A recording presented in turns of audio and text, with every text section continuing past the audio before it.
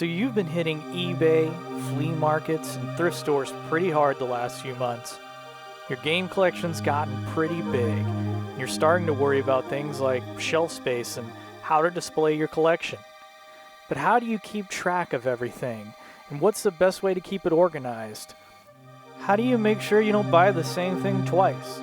Well, that's what we're going to talk about today in episode 21 of Retro Buyer's Guide. When I first started collecting, I typed up a list as a Word document and would email it to myself every time I added something new. This is how I kept track of things for a while, but with the advent of the cloud, I took that list online. Using Apple's Notes app, I was able to access my game collection anywhere I was with my phone. But there were problems. For one, it was tedious to add anything new to the list. There's no real way to reorder the list, and you can't include things like images with it. So, needless to say, it wasn't a really good way to keep track of my collection, although it was convenient. This is when I began to search for an app where I could keep track of my game collection and have the features that I wanted. It just so happened there were developers who had already solved that problem for me. My favorite among the ones I tried is simply called Video Games Manager. Now, I'm primarily going to be talking about iOS apps in this video because that's what I use, but I will mention a couple of Android apps at the end of the video that are in the Google Play Store that you can download right now. So, as you can see, Video Games Manager has a very clean interface. Each title is displayed alphabetically with cover artwork, and it looks really nice. But you can also customize what you see in this main cell display. So for instance, I have mine set to show the platform, the developer, and the country of purchase, but you can do a number of different things, including rating, the publisher, even the IGN score if you care enough about that. There are a lot of different fields you can highlight here, but not all of those fields are going to be filled in automatically when you add a game from your collection. Unfortunately, this app depends on other collectors using this app to fill in the blanks for the games in its database. Now, this really doesn't bother me because most of the important stuff is there, and even on some of the more obscure games in my collection, most of that information still comes up. It's by no means comprehensive, but I think there's enough there to get the job done. Now, one of my favorite things about this app is the ability to sort my list based on different criteria. So for instance, if I click on platform, I can see all of the games I own for the Sega Saturn, or the Sega Mega Drive, or the 3DS. And I think that's a pretty neat feature if I want to break it down by system. Now again, because the list isn't that comprehensive, there's some things missing from the database. Some of those games might not be sorted correctly.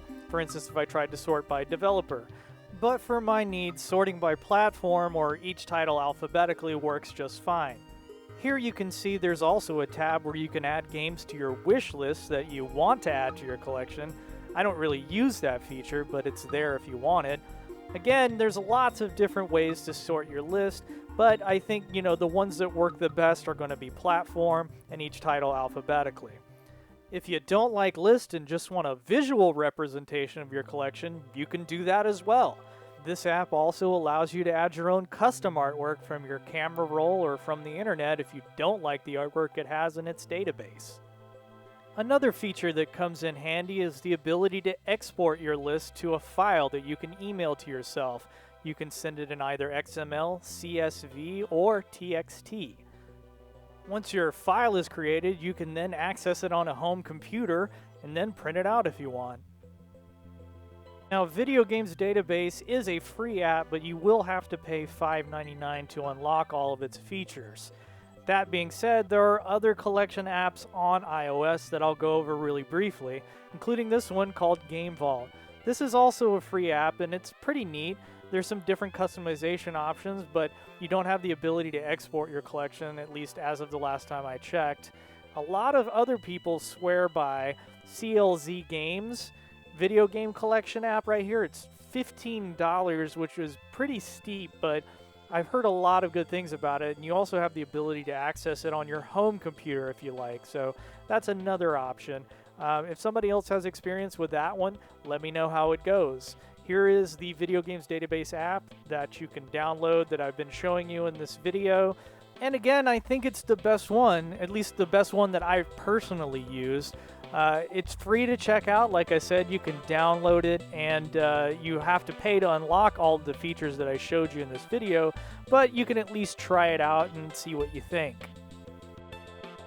Briefly, I want to mention this set of collector apps by this developer. The 32X collector app is free to download, probably because the library is so small, but I've heard a lot of positive feedback about this app, mainly because it's so comprehensive. However, you do have to pay for each app for each platform, and that can add up pretty quickly. Now, I know I've been going on and on about iOS options, but I do want to give you a couple on Android.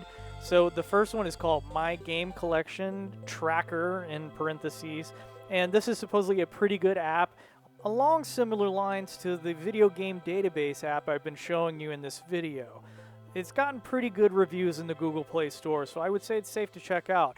There's also Game Collection Tracker Pro, which I have no experience with, but it also seems to have pretty good reviews in the Google Play Store.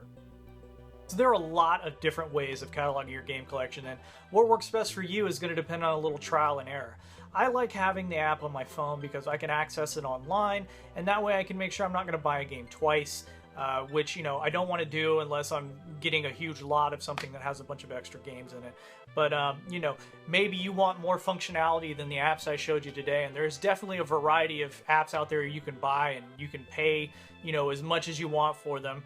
Some have, you know, cross compatibility between the desktop and the tablet or your phone, and you can pull up a copy of it at home as well as online or whatever, or you can even print out a hard copy if you have a lot of ink and paper, if you're crazy and you want to do that. But, you know, there's a lot of different ways to do it. But, you know, I think having it on our phone is probably the most convenient because you always have your phone with you. Well, anyway, that's it for this episode of Retro Buyer's Guide. I hope you enjoyed it. And please keep tuning in, comment on the videos, let me know what you think. Please subscribe, tell your friends. Thanks so much, and I'll see you again next week. Take care.